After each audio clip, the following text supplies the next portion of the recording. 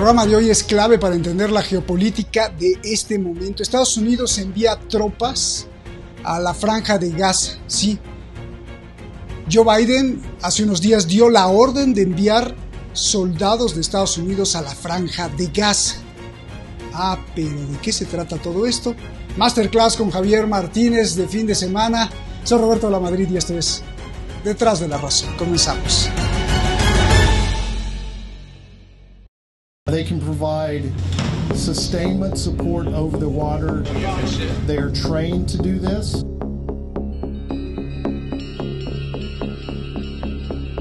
I mean, nothing's happened like this in this boat field for years.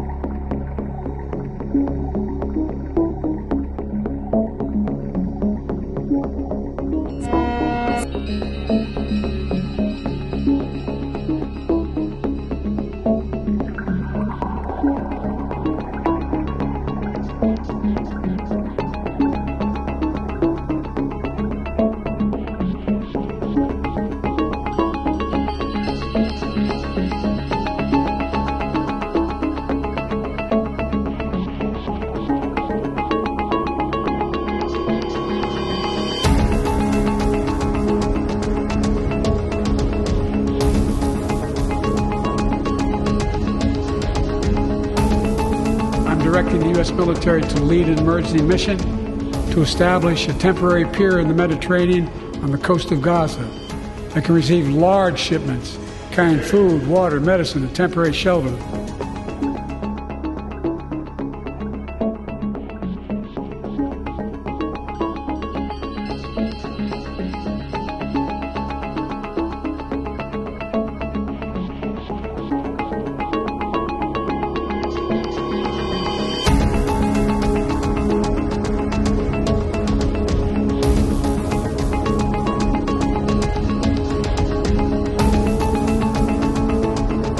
We are looking at all the protection capabilities that the Army has.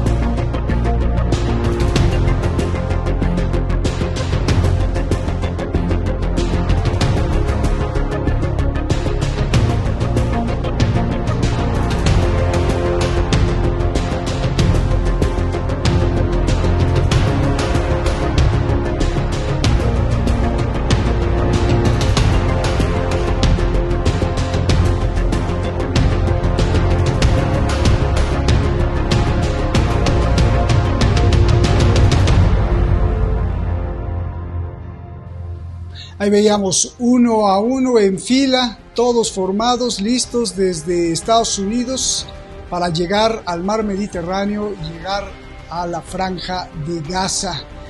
Algo verdaderamente, en una misión más bien increíble o imposible de creer, y ya se los explicará Javier por qué y de qué se trata esta sensación de humanidad ahora.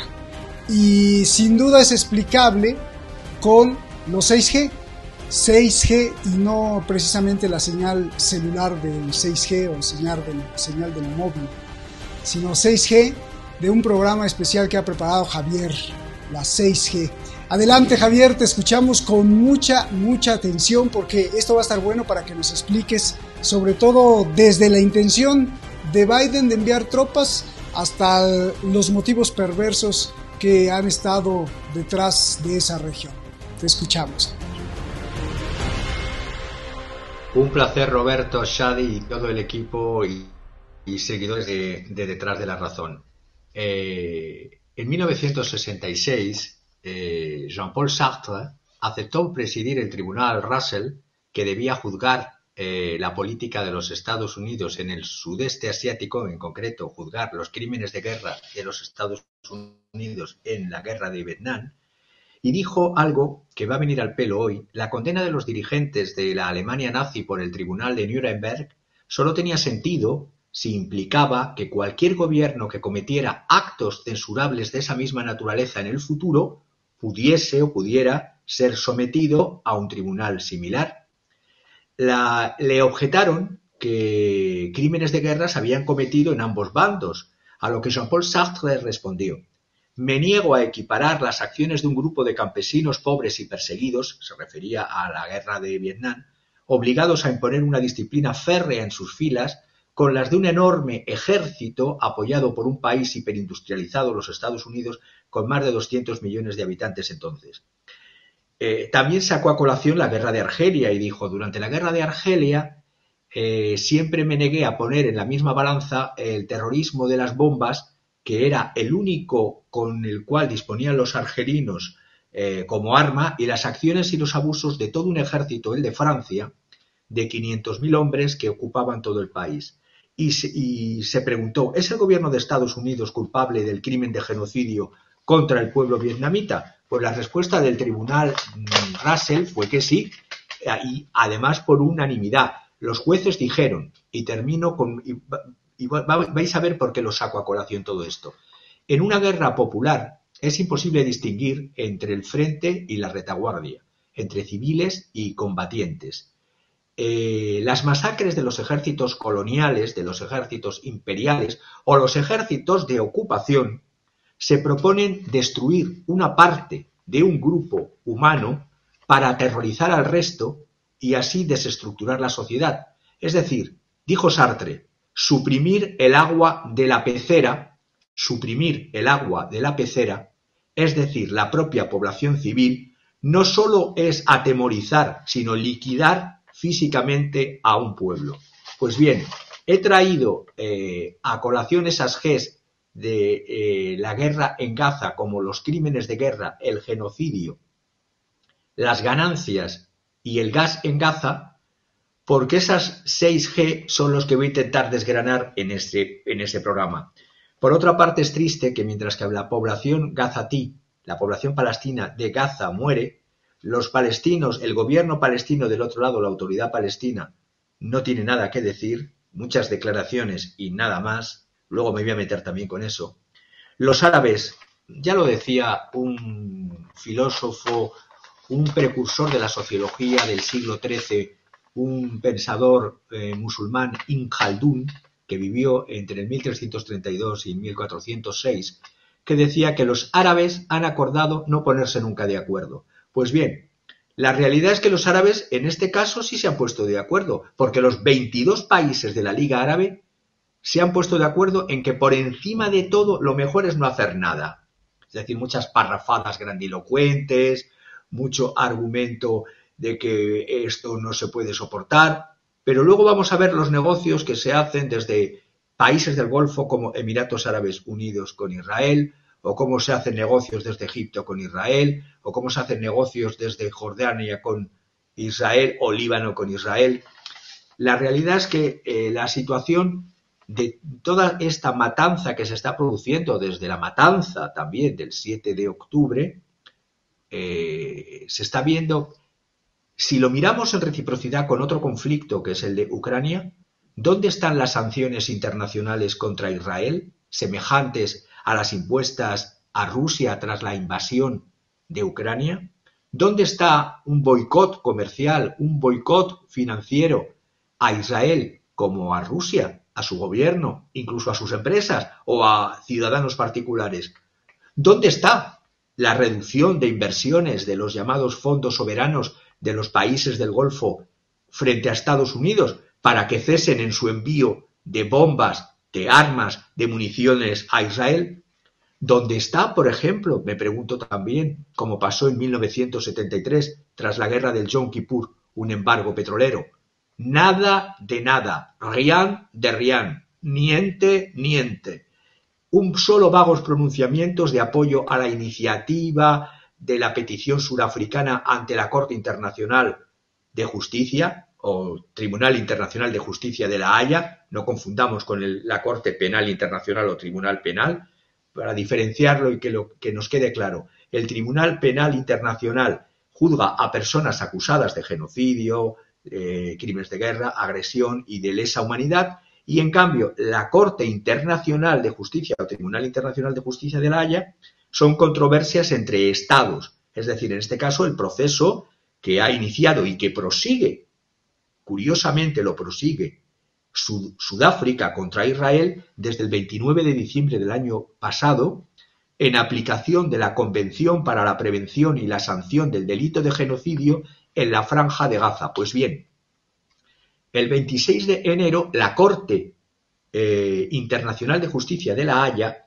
si bien no impuso un alto el fuego, esa es la parte gris, la parte oscura, la parte luminosa es que la Corte Internacional de Justicia dictaminó de manera provisional que había plausibilidad. ¿Qué es eso de la plausibilidad? Que era posible de que se estuviera cometiendo un genocidio en Gaza y ordenó a Israel una serie de medidas cautelares que Israel se las ha pasado por el arco del triunfo. Esas exigencias a Israel eran, cuando hablo de Israel, hablo del gobierno de Israel, el gobierno, esa coalición extremista de Netanyahu, de supremacistas nacionalistas y de sionistas revisionistas, que explicaré qué son esos conceptos.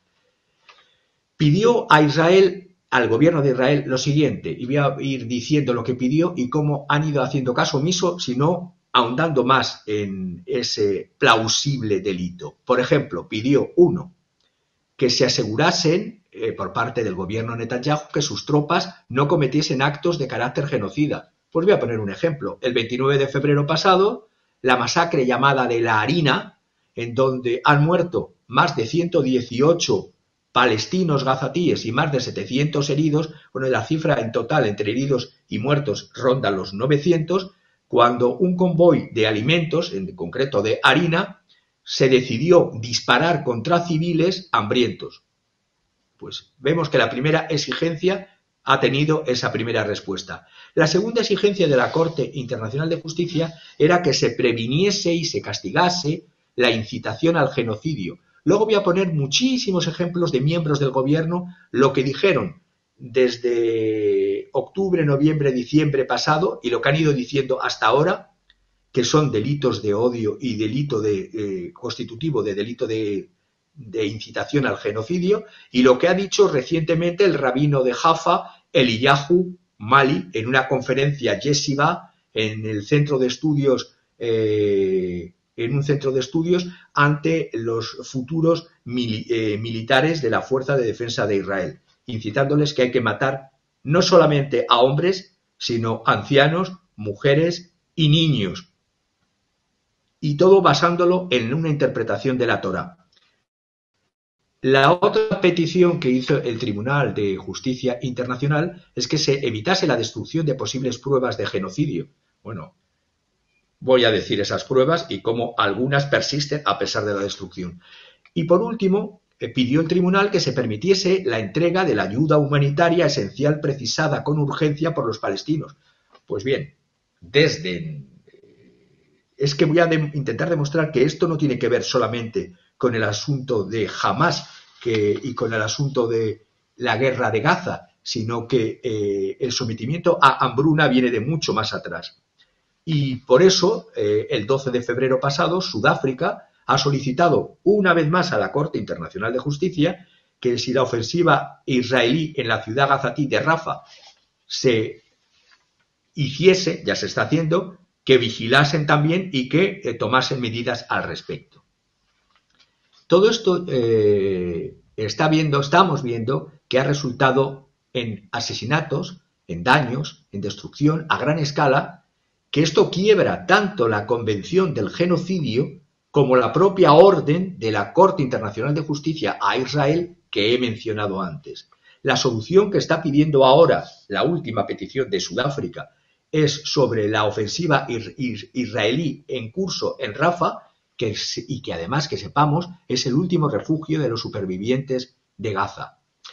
Pues bien, esta incitación al delito de genocidio, delitos que son algo más de odio, sino que significa de erase Gaza o Eris, que lo pronuncia la británica, Eris Gaza, es decir, borrar a Gaza del mapa.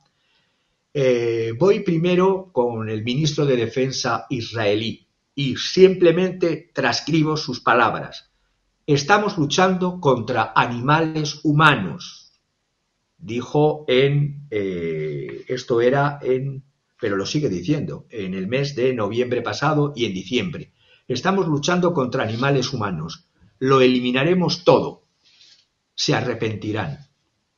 Es eso de borrar a Gaza, como la retórica genocida se está normalizando, pero no de ahora. Voy a intentar demostrar que está normalizada desde hace muchísimo tiempo esa retórica genocida.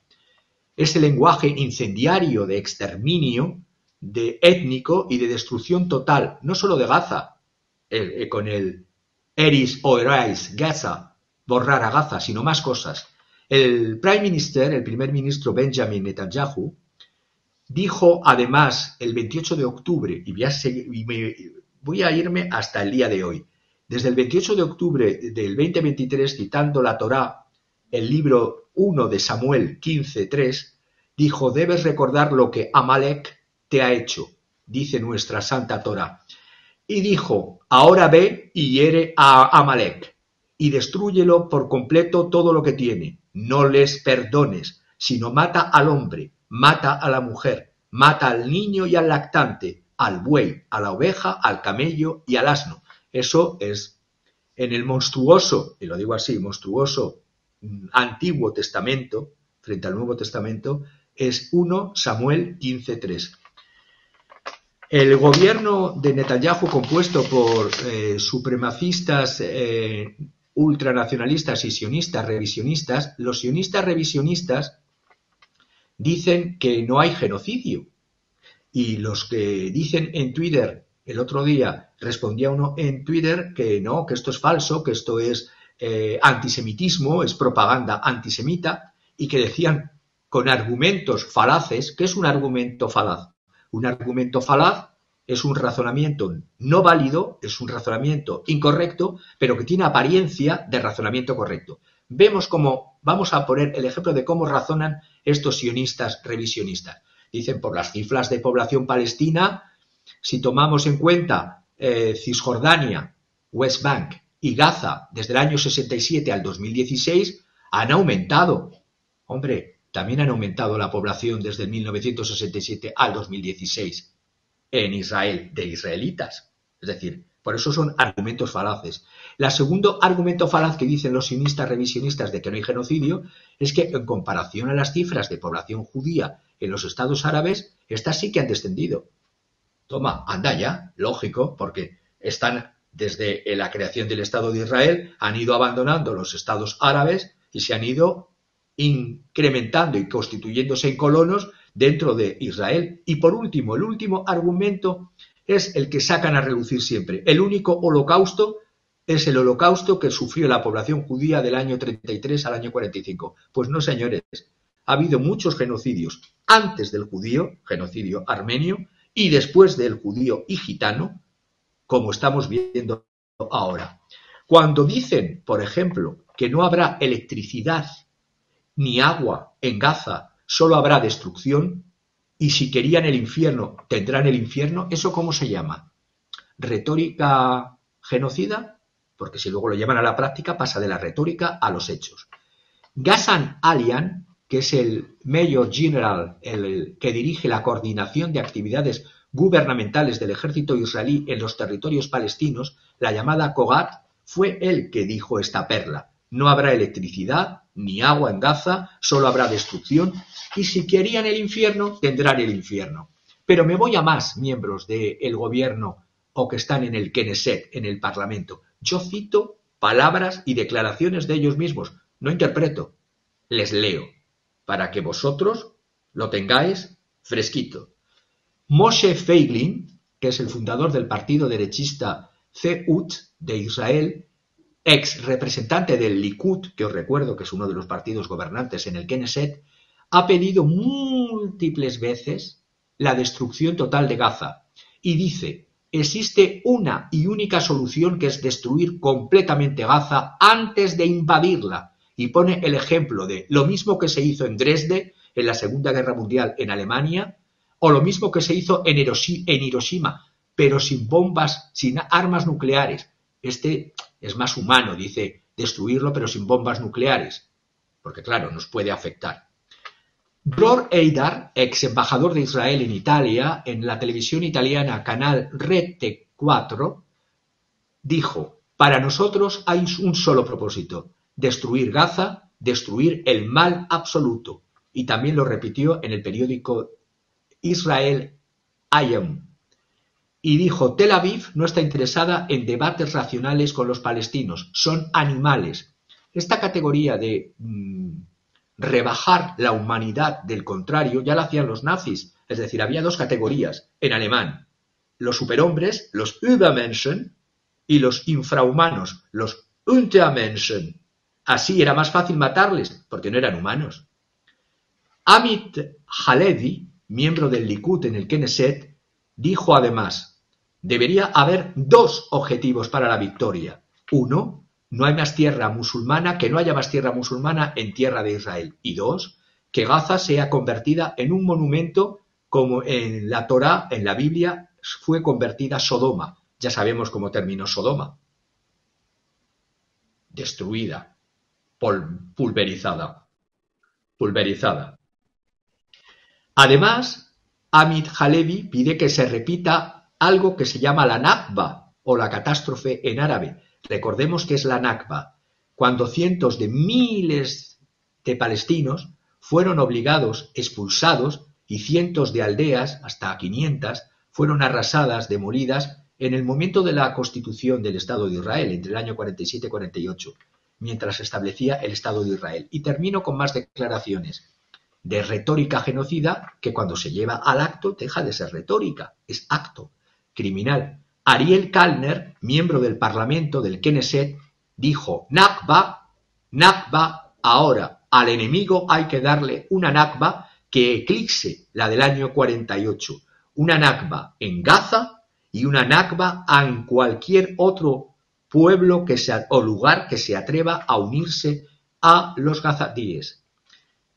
Terminando, Amichai Eliyahu, fijaros si os estoy dando declaraciones de miembros del gobierno y del parlamento, tomadas de la prensa israelí.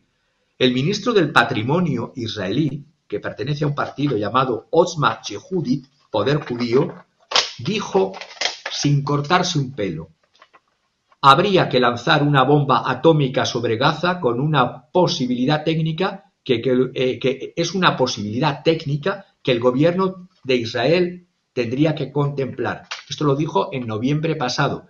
Como la comunidad internacional, que solamente analiza y se escandaliza como una gallina por las meras formas y no por el contenido de fondo, aunque vea riadas de sangre, solamente si una gotita salpica es cuando gritan, pero cuando les salpica a ellos, por esta reacción de la comunidad internacional, dijo que se había hablado metafóricamente.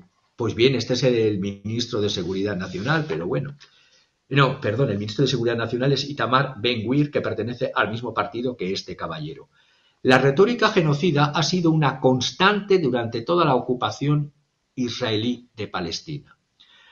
Retomo a un periodista que sigo, Ramzi Barut, que es el editor del Palestine Chronicle y del Senior Research Fellow of Center for Islam and Global Affairs, llamado CIGA o CIGA, y dice que como sociedad colonial de colonos, Israel siempre se está expandiendo continuamente, está expandiendo su territorio y está utilizando un lenguaje genocida para justificar la colonización. Repito, es más fácil matar al que tienes enfrente cuando le empiezas a conceptualizar como no humano, como un animal, como un infrahumano.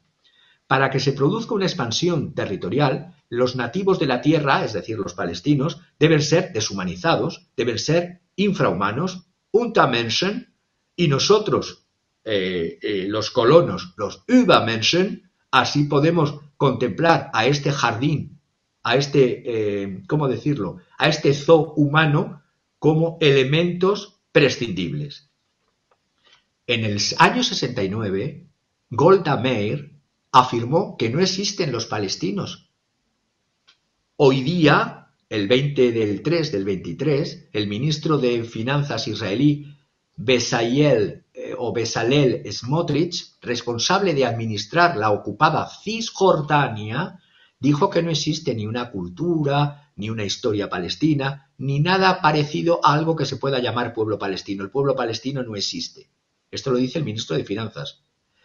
Y es seguidor de ese delirium, que luego lo veremos en mapas, de ese gran Israel, que es Israel incorporándose Jordania, incorporándose Jerusalén Este, incorporándose Cisjordania, Gaza, parte o casi todo el territorio sirio. Es decir, el gran Israel, ese delirium paranoico, es que fuese desde el Éufrates hasta el río Nilo. Más o menos una recreación del imperio asirio. Y a todo esto, ¿qué dice la Liga Árabe? La Liga Árabe, ya hemos visto que ni se la ve. En el 2018, me voy a la anterior presidencia, ante los planes de Trump, que luego en el 2020 hizo los acuerdos llamados de Abraham, ya se dijo que iban a cambiar la capital a Tel Aviv. ¿Os acordáis que tratamos de eso en nuestro querido Detrás de la Razón? Pues en la Liga Árabe en 2018 dijo una palabra que me han traducido que en árabe es wallah, lo juro, lo jurarían que Israel, respondería Israel ante eso. Pues vuelvo a decir, han pasado 6 años y niente, nada de nada, rien de rien. Incluso Hezbollah, que es una poderosa organización que dicta su ley al Estado del Líbano, guarda sus distancias y se limita a tener un conflicto, digamos, como de baja intensidad. Vemos los otros países árabes. Siria está minada durante más de una década, primero por una guerra civil, luego por una guerra internacional, con zonas todavía ocupadas con tropas de Estados Unidos, de Irán, de Rusia y de Turquía. Los bombardeos israelíes contra instalaciones de Hezbollah o de los Pasdarán en Irán hacen que nadie se mueva. Egipto ya no existe como enemigo para Israel. Ese llamado Frente Sur ha sido totalmente... Y luego veremos los negocios que se hacen entre Egipto e Israel.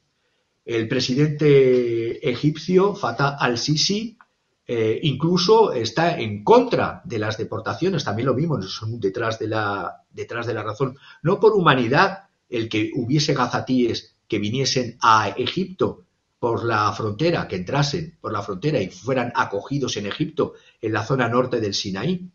Pero digo aquí, en este programa, que todo esto cambiaría, porque yo siempre voy a las razones económicas, todo esto cambiaría si Estados Unidos o la Unión Europea soltasen el bolsillo, aliviasen el fardo de la pesada deuda externa que tiene Egipto. Recordemos que Egipto tiene una deuda externa de 165.000 millones de dólares, de los cuales este año 2024 tienen que reembolsar 43.000 millones. Y según mis informaciones, les faltan entre 21 y 21.000 millones.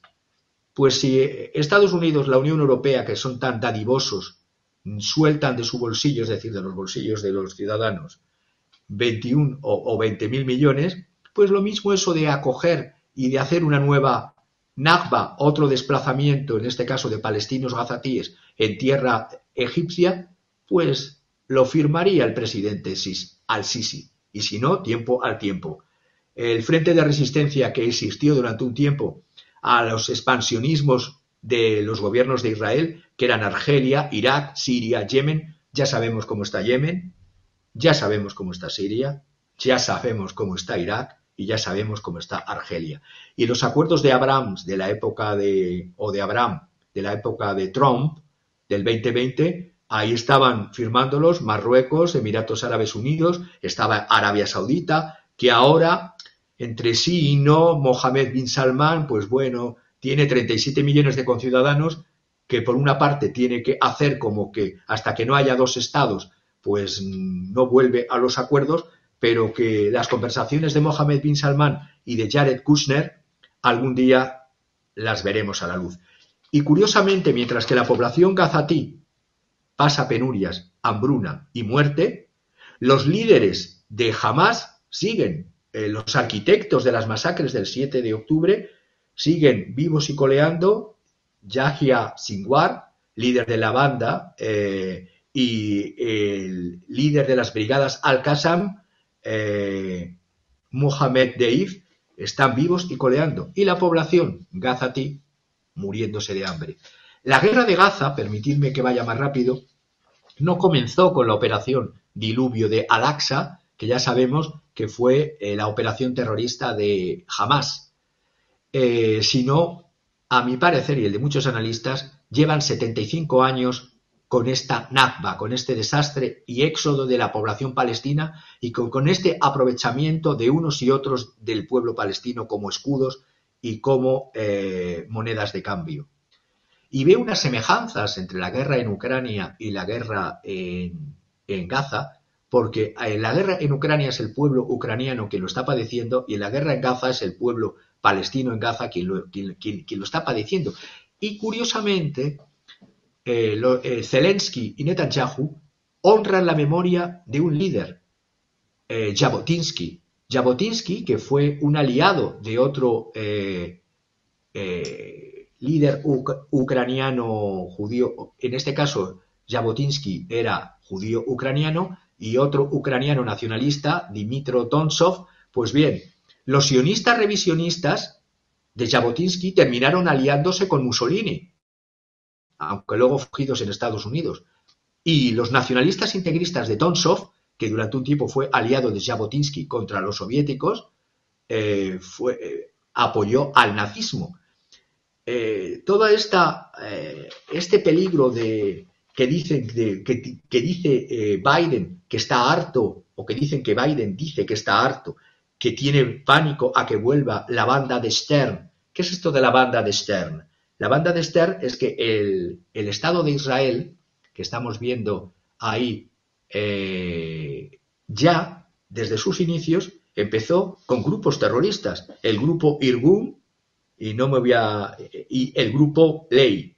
Estos sionistas revisionistas de Sir Jabotinsky, este fascista judío ucraniano, el grupo Irgun y el grupo Ley fueron incorporados en el año 47-48 a las fuerzas de defensa de Israel, es decir, terroristas incorporados como luego miembros de las milicias, de los militares de las fuerzas de defensa de Israel.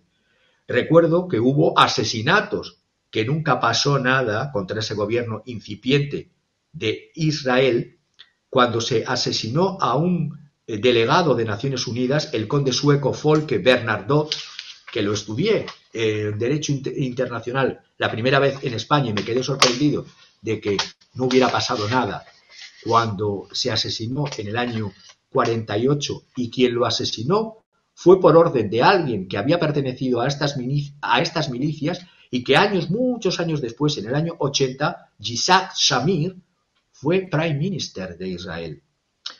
Recuerdo también una carta en el año 48 en el New York Times que firmaron Albert Einstein, Hannah Arendt y otras personalidades judías contra estos terroristas que estaban en las fuerzas de defensa de Israel, contra las fuerzas llamadas, repito, Irgun y el grupo Ley, con H intercalada, Ley.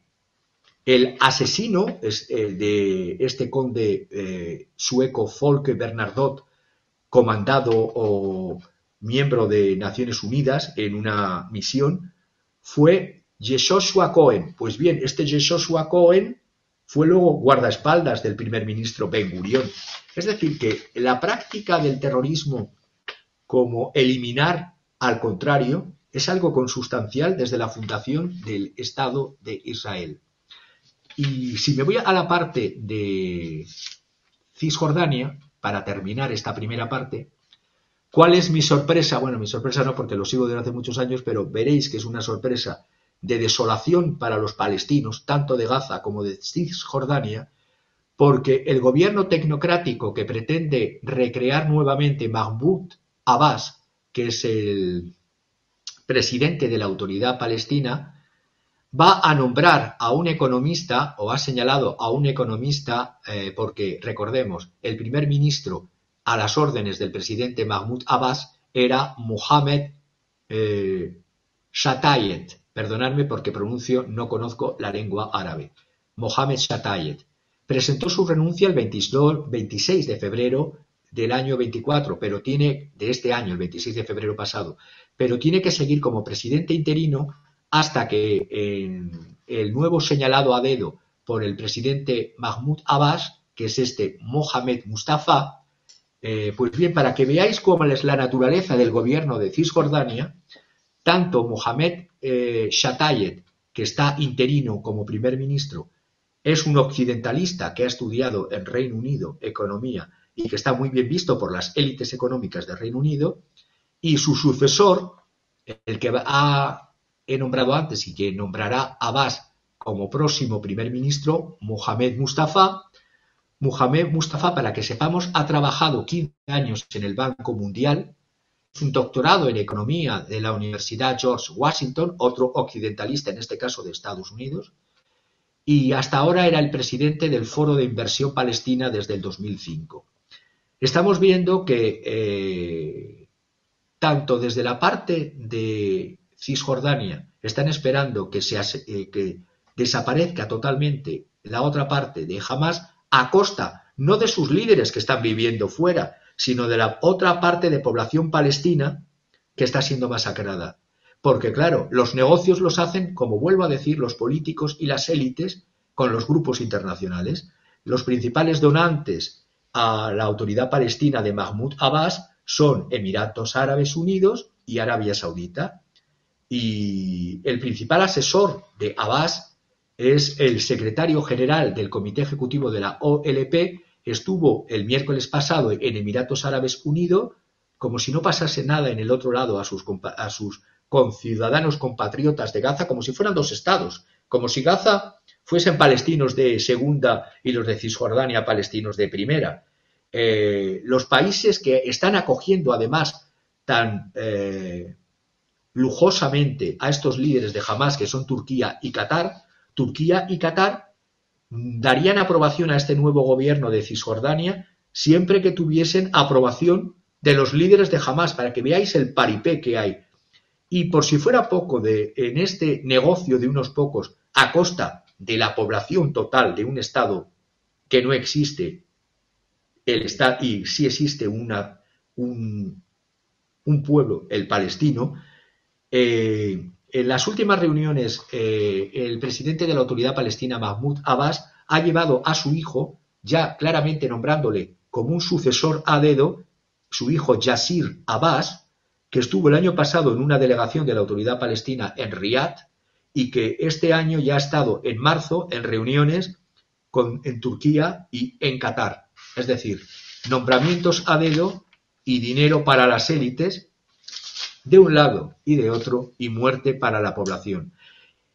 Y cuando decía esto del supremacismo y decía esto del genocidio, y he nombrado a un rabino, Elijah Mali, que lo he dicho antes, este sanguinario rabino de Jaffa, cuyos estudiantes sirven en el ejército israelí después de sus estudios en esa escuela rabínica, es el que ha dicho textual que hay que aniquilar bebés incluidos palestinos porque forman parte del mal y que hay que terminar desmantelando Gaza y entregándola a sus verdaderos propietarios, que en este caso estos extremistas de la parte de Israel consideran que no tiene que haber palestinos, porque no existen en Gaza, y que se anden con el bolo colgando en Cisjordania, porque por ahí van los tiros. Luego, si quieres, vemos más detalle, pero sigamos, por favor. Pues muy interesante esta primera parte de las 3G, porque son 6G, ¿no? Entonces 3G de Gaza, genocidio. Oye, a ver, Javier, yo no entiendo cómo es esto que, por un lado, bueno, pues tenemos esto que tú lo has descrito en otros programas como el paripé de la ayuda. Allá en Chipre, pues están cargando barcos para llevárselo.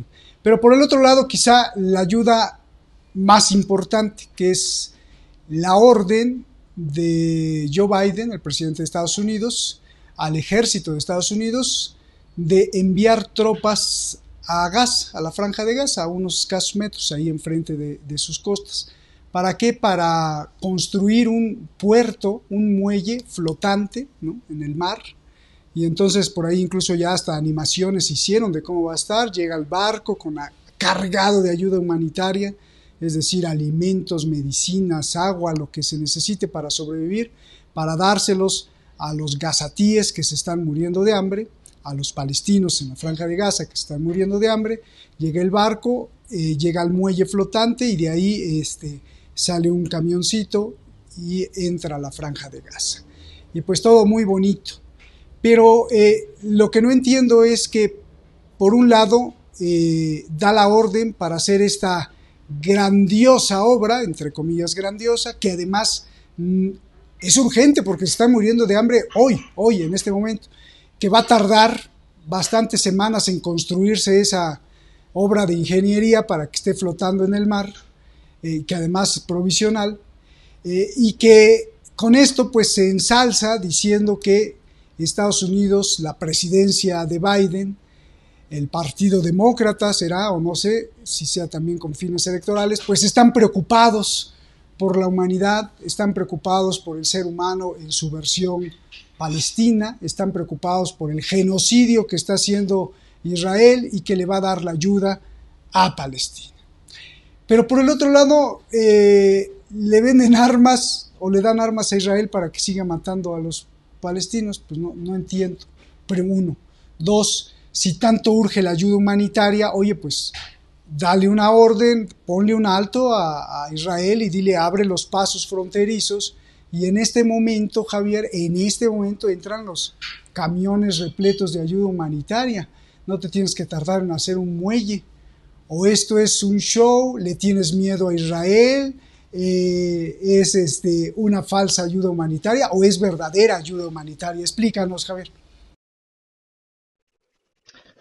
Para mí es una falsa y perversa anuncio de ayuda humanitaria que no lo es.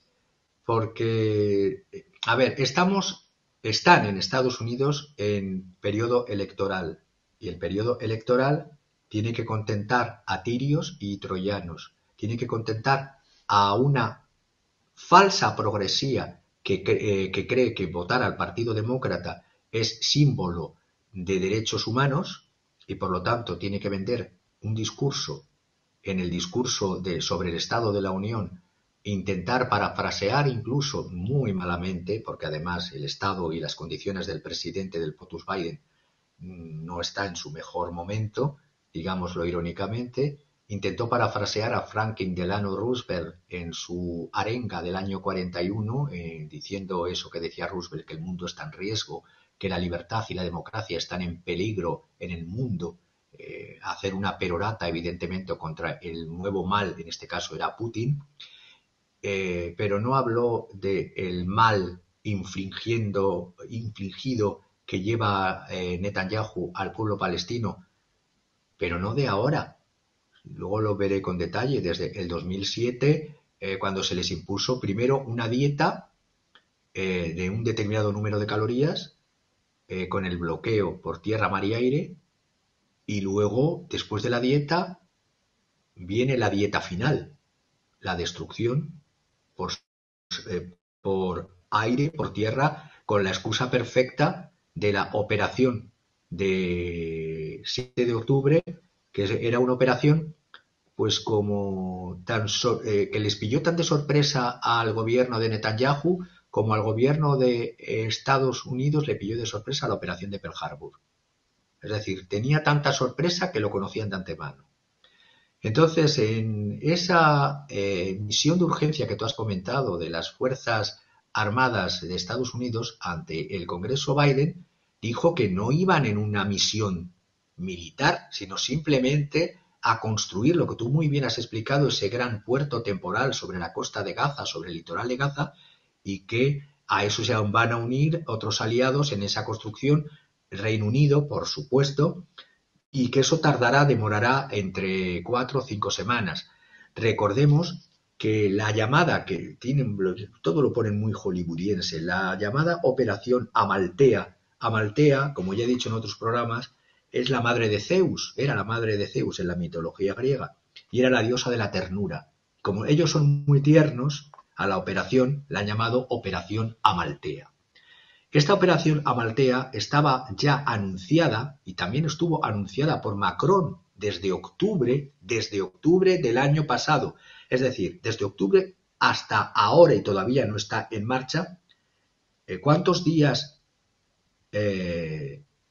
sin ayuda de esta operación Amaltea pueden sobrevivir los palestinos sin comida, sin suministro de medicamentos, sin agua y sin víveres? Pues desde el 11 del 10 del año pasado, en una conferencia humanitaria internacional, porque se llena la boca de hacer paripés de conferencias, de declaraciones. Esta conferencia fue en París, como no, a finales de octubre, como estoy diciendo, en el 11 de octubre. La iniciativa la presentó el primer ministro de Chipre, Nikos Christodoulides, y desde entonces ha habido 5 etapas. Ahí estaban todos aplaudiendo y estaban todos de acuerdo. Por supuesto, el presidente de Egipto, el rey de Jordania, Benjamin Netanyahu, diciendo eso sí, que yo tendría que supervisar, él, quiere decir Israel, supervisar todas las cargas y todos los containers que se vayan acumulando en el puerto de Lárnaca en Chipre antes de zarpar. Todo esto en 5 etapas que ya he comentado en otro, porque era el transporte y recogida de estas ayudas. Muchas de ellas ya estarán caducadas, porque si han pasado los meses que han pasado, no sé cómo les van a dar. Tendrán que renovar lo que está en los containers, porque han tenido que ser inspeccionados, registrados, ver la carga segura, ver la ruta marítima segura, y ahora toca hacer el puerto. Pero bien, la ayuda militar de los Estados Unidos a Israel, que recordemos que desde el año 48 es de 158.000 millones de dólares, la ayuda militar a un país extranjero más grande en la historia de Estados Unidos. Sigue esta ayuda militar para armas y para bombas y para balas. Este año pasado fue de 3,8 billones y se está presupuestando una cantidad mayor para este año 2024. Por lo tanto, por una parte te doy para que mates y por otra parte hago como que, por favor, permite una ayuda, que voy a construir un puerto. Yo este puerto veo que puede ser el inicio o la excusa perfecta para poder explotar luego los recursos gasísticos de Gaza cuando los gazatíes ya no estén. Es decir, no voy a entrar en cómo es toda la operación, porque la operación Amaltea tiene mucho de teatro, tiene mucha frivolidad, con eso de invitar a un famoso para que se encargue del tema de lo de las comidas, un chef famoso que es el chef favorito de los demócratas y es uno de los financiadores también de campaña. Ya sabemos que los lobbies judíos financian campañas de ambos partidos, en este caso de los demócratas. Sabemos que el chef elegido, Nancy Pelosi, McGovern y Rosa DiLauro, han hecho una carta para el Comité Noruego del Premio Nobel para que le concedan un premio Nobel. Sabemos que este chef es uno de los lobistas obligado a el Partido Demócrata, y el otro elegido es el grupo de salvamento Open Arms. Israel desde el 2008 ha ido prohibiendo con este bloqueo, convirtiendo Gaza desde el 2008 en un verdadero campo de concentración. Lo que antes eran 500 camiones, claro, un barco equivale a 500 camiones, pero para eso tendrían que, esos son los puntos gasísticos que vamos a ver en un momento. Un barco equivale a 500 camiones y por lo tanto desde Larnaca a Gaza se puede tardar entre 11 y 12 horas. Fíjate si en 11 horas, desde el mes de octubre, cuántos barcos podían haberse enviado si solo se tarda 11 horas desde Larnaca hasta Chipre, hasta Gaza, si se hubiese realmente querido hacer. Pero no, ahora hay que construir ese puerto temporal, ese muelle marítimo flotante de 40 kilómetros de largo, y eso se demorará meses y meses y... Bueno, esperemos que solo sean las 4 o 5 semanas. La realidad de todo esto, yo lo veo que tiene que ver con esos yacimientos, y si queréis empezamos a hablar de los yacimientos, de por qué hay ese interés por desplazar a esa población. Estos son los intereses gasísticos, ¿no, Javier? Estos son los intereses gasísticos, la otra parte de las 6G. Exactamente. Si vemos los mapas, según vayáis poniendo mapas, voy comentándolo. En uno de los mapas, que son los yacimientos de Gaza, están en color, hay dos, uno en color amarillo y el Gaza Marine, y hay Gaza Marine 1 y Gaza Marine 2. Hay toda esa plataforma marítima, la plataforma continental que está enfrente de las costas de Israel, Palestina, Israel, Líbano y Chipre, es una gran bolsa de gas de muchos billones de metros cúbicos. Ahí vemos, por ejemplo, en color morado, malva, las plataformas israelíes, que es la plataforma Tanin, Karish, Leviatán, Tamar y Dalit.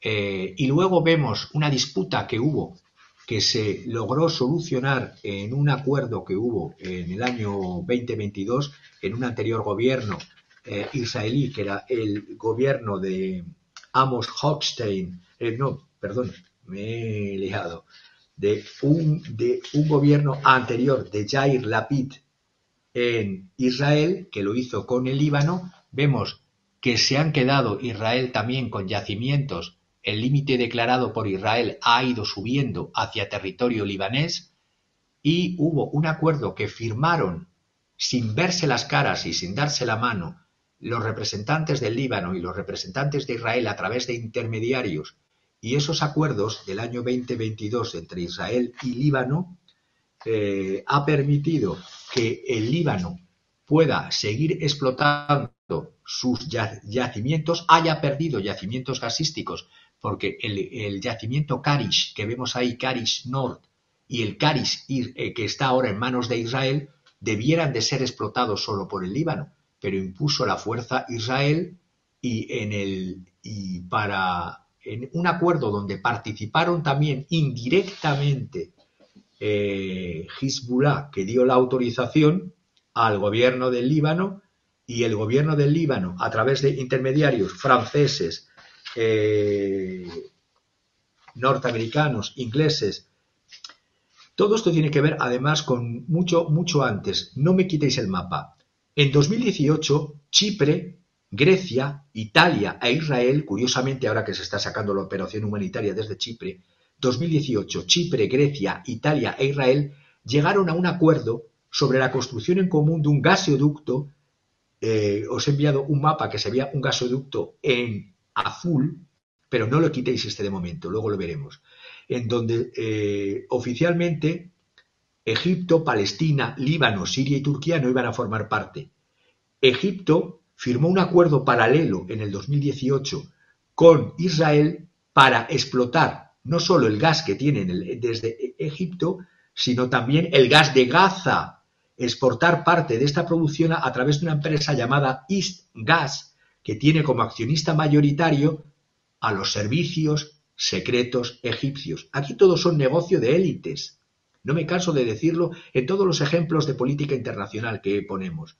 Las poblaciones les importan un carajo. Es decir, cuando al-Sisi se rasga las vestiduras por lo que está pasando en Palestina, en la franja de Gaza de Palestina, hay un acuerdo secreto desde el 2018 que ha firmado con Israel, donde la empresa East Gas, que pertenece a los servicios secretos egipcios, explotará este gas de la franja de Gaza, que luego lo veremos en la siguiente diapositiva, y permitirá llevar gas a Egipto y de Egipto a la Unión Europea. Y tan contentos la Unión Europea, tan contentos las élites egipcias y tan contentos las élites de Israel. En el tema del Líbano había un problema, que es que era el que amenazaba a Hezbollah a que no se explotarían los campos del norte de Israel, es decir, esos que vemos de Karish y Karish Nord, hasta que, y por lo tanto se pararon las perforaciones, hasta que no hubiese un acuerdo para que el Líbano pudiese explotar gozosamente las élites del Líbano, y con los acuerdos de las élites de Hezbollah, esos campos se repartieron entre sí y renunciaron. En este tema, Israel renunció a lo que era sus campos propios, que son los llamados Karish. Detrás de todo esto hay un personaje, tanto de los acuerdos secretos de Egipto con Israel, como el del 2018 entre Chipre, Grecia, Italia e Israel, y el que he dicho de el Líbano e Israel del 2022, hay detrás un personaje que está dentro de la administración Biden hoy día. Biden está con el gas en Ucrania y Biden está con el gas también en este campo, porque Biden no deja de ser una figura, el títere de intereses de detrás que mueven a las figuras presidenciales, en este caso Biden. El israelo-estadounidense Amos Hochstein, Amos Hochstein, es un personaje que tiene doble nacionalidad, como muchos de los lobbies israelíes en Estados Unidos, tiene la nacionalidad israelita y la nacionalidad estadounidense. Es especialista en el gas natural licuado. Estuvo a cargo de estos temas con la administración Obama. Además, tiene el privilegio, Amos Hochstein, de ser el amigo straussiano. Straussianos son los neocon recuperados por Biden y que gobiernan la política exterior de Estados Unidos, ya sea con republicanos, ya sea con demócratas. Y defendió los intereses petroleros, este personaje del dictador Teodoro Obiang en Guinea Ecuatorial. Pues bien, Hochstein ya negoció en el año 2014, es que todo esto viene de muy atrás, el acuerdo entre Israel y Jordania. Por eso Jordania y por eso muchos países árabes como Egipto, Jordania, se rasgan las vestiduras, pero no hacen nada contra Israel por mucha matanza que haya de palestinos.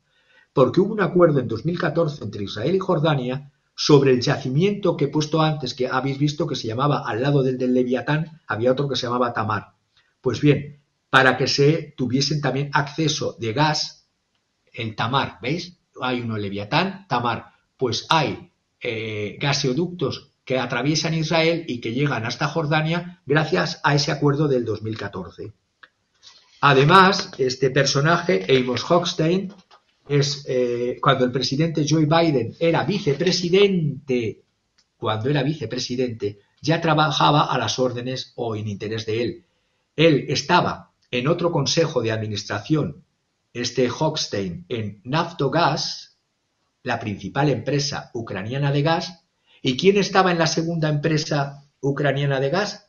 Hunter Biden. Pues bien, cuando surgieron los que se llama Burisma, hay en Ucrania dos principales empresas: Naftogaz, donde estaba Hochstein cuando Biden era vicepresidente y ahora le tiene como el responsable en la Casa Blanca de todos los temas de gas en el mundo, es el especialista del gas. Allí donde hay gas está Amos Hochstein. Es asesor principal para la energía y las inversiones.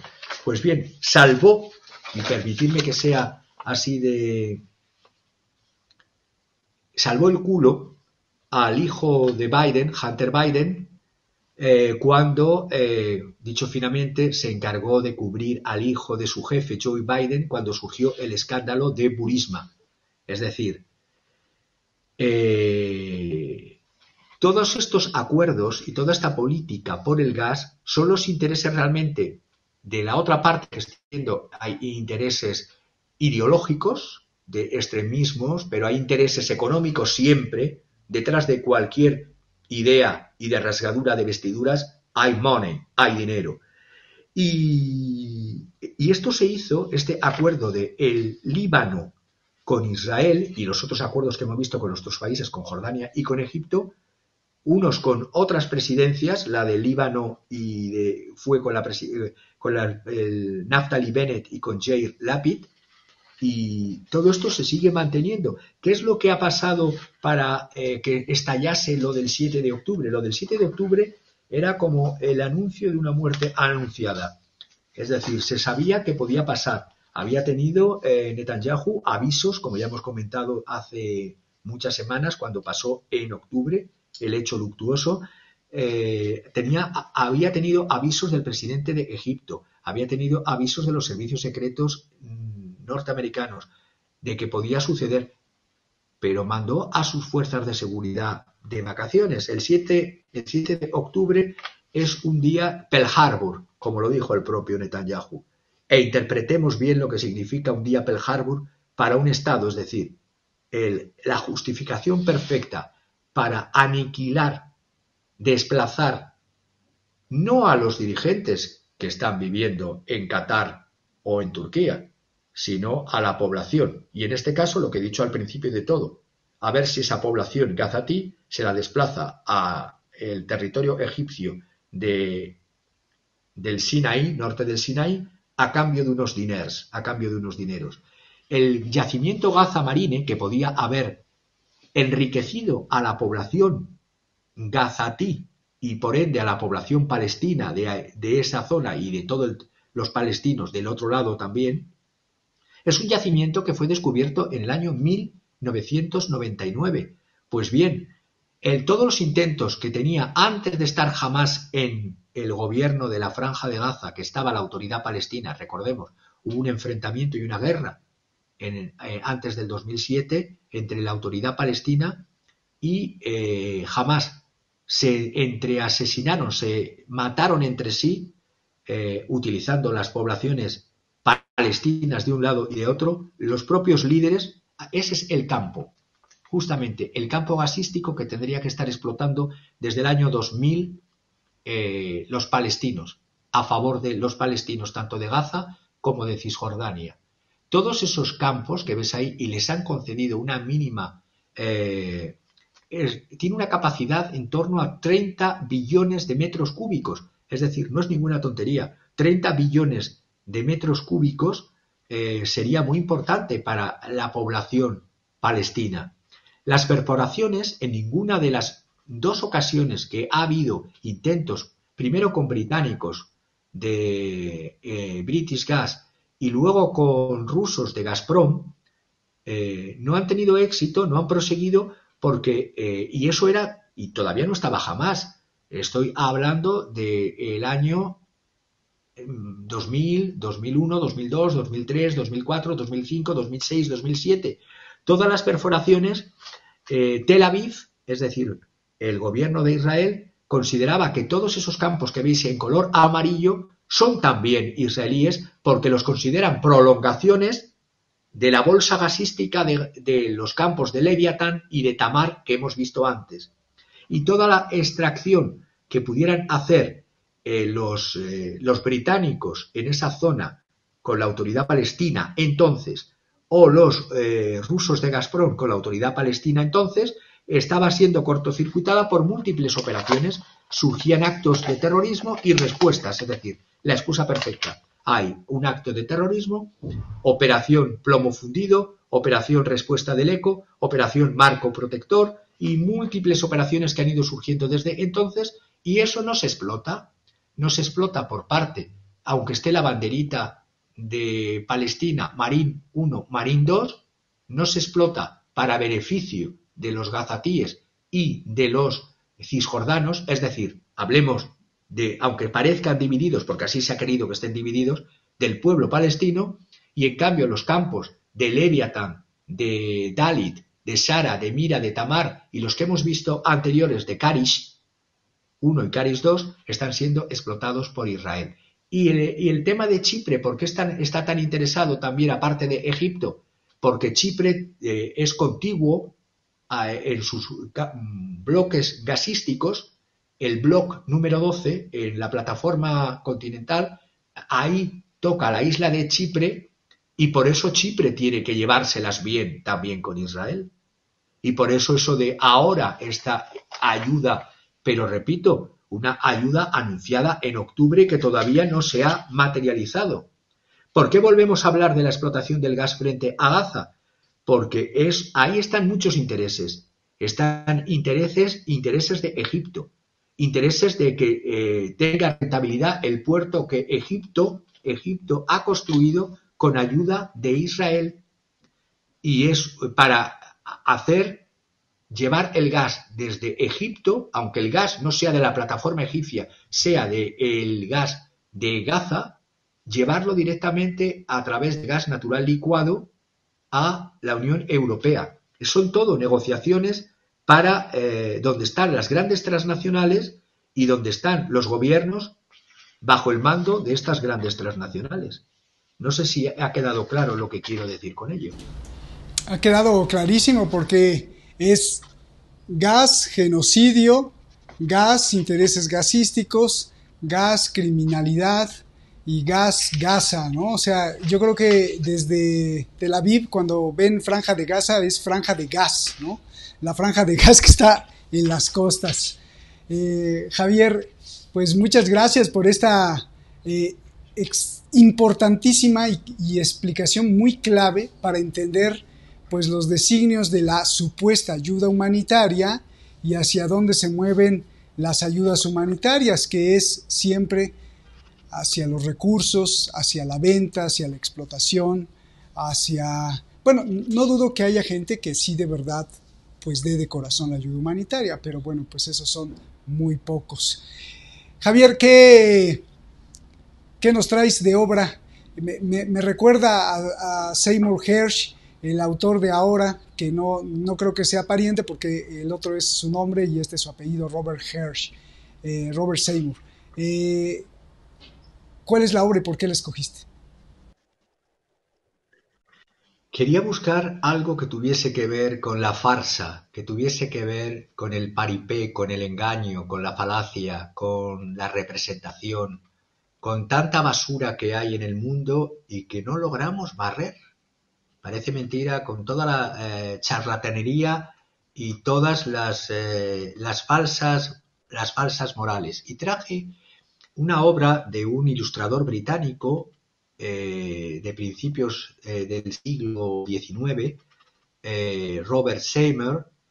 Robert Seymour nació en 1798 y murió el 20 de abril de 1836. Se suicidó, se disparó en su casa de Liverpool Road, Islington, después de discutir justamente con Charles Dickens, porque, él era ilustrador, un gran ilustrador de una obra que luego que hizo Charles Dickens, los Pickwick Papers, que Charles Dickens lo escribió y que llevan algunas de sus caricaturas, aunque luego, después de suicidarse por no estar no voy a entrar en qué es lo que pasara entre ellos, hubo mucho de lucha de egos entre el maravilloso Dickens y el maravilloso Seymour, pero la realidad es que se suicidó después de discutir con Dickens por las ilustraciones de estos artículos póstumos, de estos diseños que él tenía que hacer, porque la idea de los Pickwick Papers, esta obra de Dickens que se dice, originariamente fue de Seymour. Seymour fue el que propuso al editor una obra que fuese diseño gráfico, es decir, que fuese ilustración con comentarios, pero luego terminó siendo una obra literaria con ilustraciones, es decir, predominó el criterio de Dickens, escritor, sobre el criterio del ilustrador. Ahí está Seymour. En esta obra, sin entrar más en los conflictos porque no tenemos tiempo, es la marcha del intelecto. Vemos, si lo ponemos en grande, a un robot. Curiosamente, esta obra es del año 1828. Cómo las mentes pueden ser tan preclaras y ver con anticipación. En esta obra vemos a un robot construido con piezas de un motor de vapor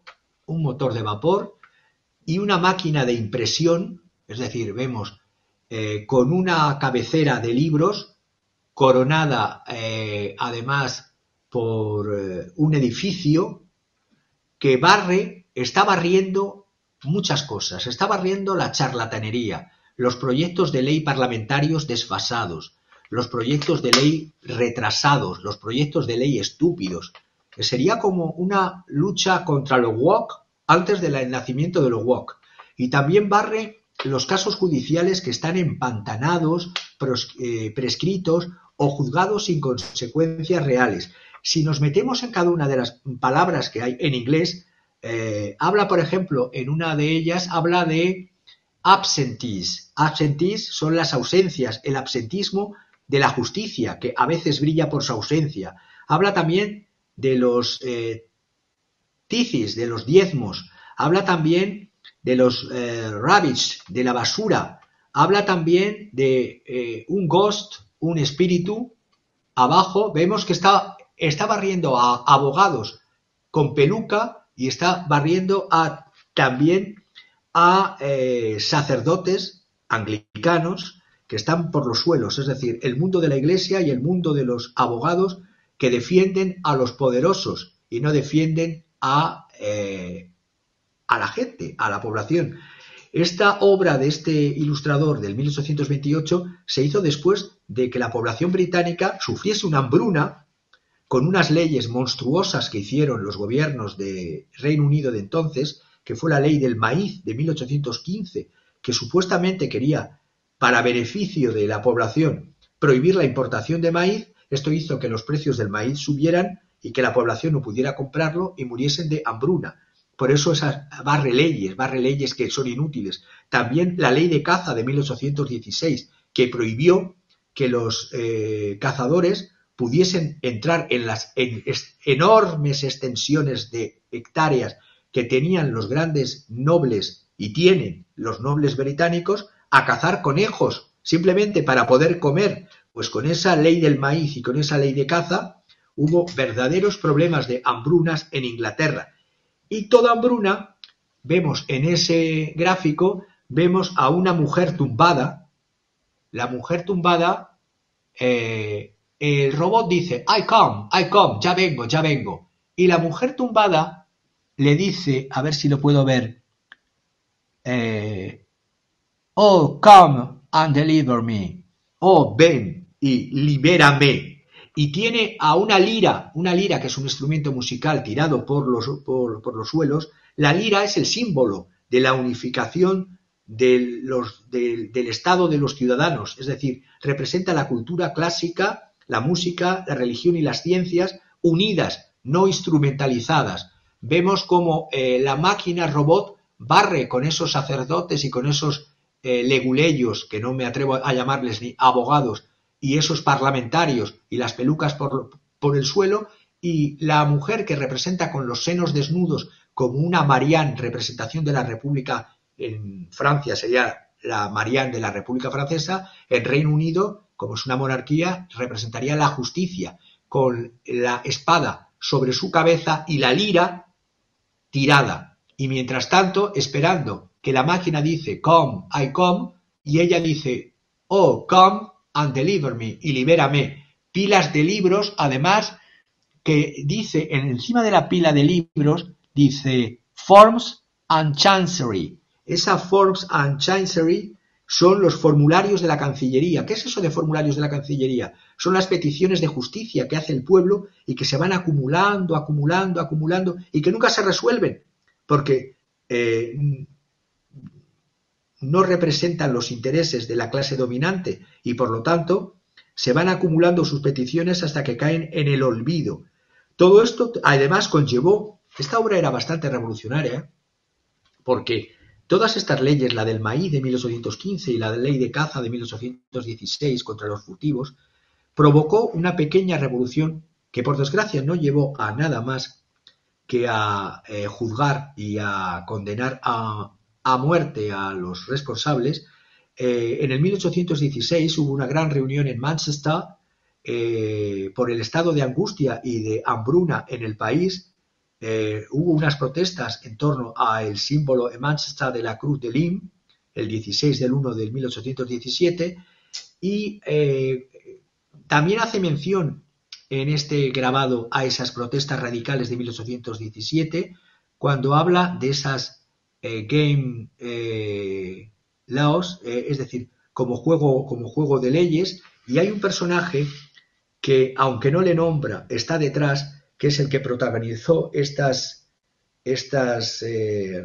rebelión popular frente a la hambruna, que es Henry Hutt, el llamado orador de Manchester, y que lo único que lograron, y también hubo otros personajes, que era Robert William Boss, Hablot Knight Brownie, alias Fitz, que buscaban primeramente que la extensión del derecho de voto a toda la ciudadanía, que solamente podían votar entonces los que tenían unos determinados niveles de renta.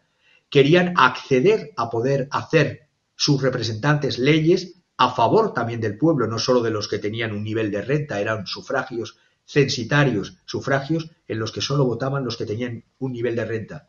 Y además querían que los pobres pudiesen ir a la escuela, las primeras escuelas, por así decirlo, populares. Por eso habla de la marcha del intelecto. La marcha del intelecto es porque saludaba el autor a una parte del progreso de la sociedad hacia un conocimiento y una comprensión mayores, pero no el progreso entendido como la parte mala del progreso, sino el progreso entendido como las bases materiales de desarrollo de las personas, las bases económicas de desarrollo. Y esto de la marcha de la mente o la marcha del intelecto viene de un poema escrito por Mary Russell Mitford, que es una autora y una dramaturga inglesa que pertenecía a una sociedad Lancaster, de la escuela Joseph Lancaster, que fueron las primeras escuelas que utilizaban a los alumnos más capaces para ayudar al profesor y así poder admitir más alumnos sin que tuvieran en clases gratuitas y pudiesen tener una mínima formación de defensa de su intelecto. Entonces, terminaría diciendo, porque no tenemos más tiempo, es una etapa maravillosa de la ciudadanía inglesa en aquel entonces, que protestaba frente a las injusticias, frente al hambre y frente a la manipulación y la falta de educación, y de autores como este. Todo lo que viene, ese texto lo he traducido, pero es un texto muy, muy largo, y no creo que tengamos tiempo, pero hace mención a todo esto, a las necesidades que tiene la población, es lo que viene a pie de página. Pero veis game laws, es decir, juego de leyes, veis las pelucas, veis las pelucas de los que actúan en tribunales en Inglaterra, veis la parte de la pila de peticiones de auxilio a la Cancillería, y esa máquina robot maravillosa de 1828 que lo barre todo y que va a la llamada de la justicia, que está caída con una espada en la cabeza y con la lira tumbada. Por lo tanto, mi reflexión final sería, como siempre, no voy a hacer publicidad de una marca, menos televisión y más lectura de libros y más apertura a la reflexión racional y crítica, al pensamiento racional y crítico, y sigámonos ilustrándonos hasta el fin de nuestros días.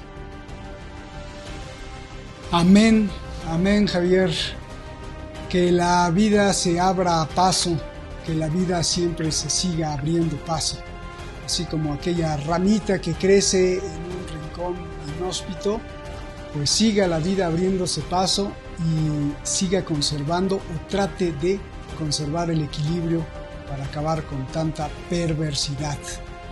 Muchísimas gracias, Javier. Pues nos estamos viendo la próxima semana con otra clase magistral como estas. Y gracias a ti que nos ves en cualquier parte del mundo. Nos vemos. Buenas noches.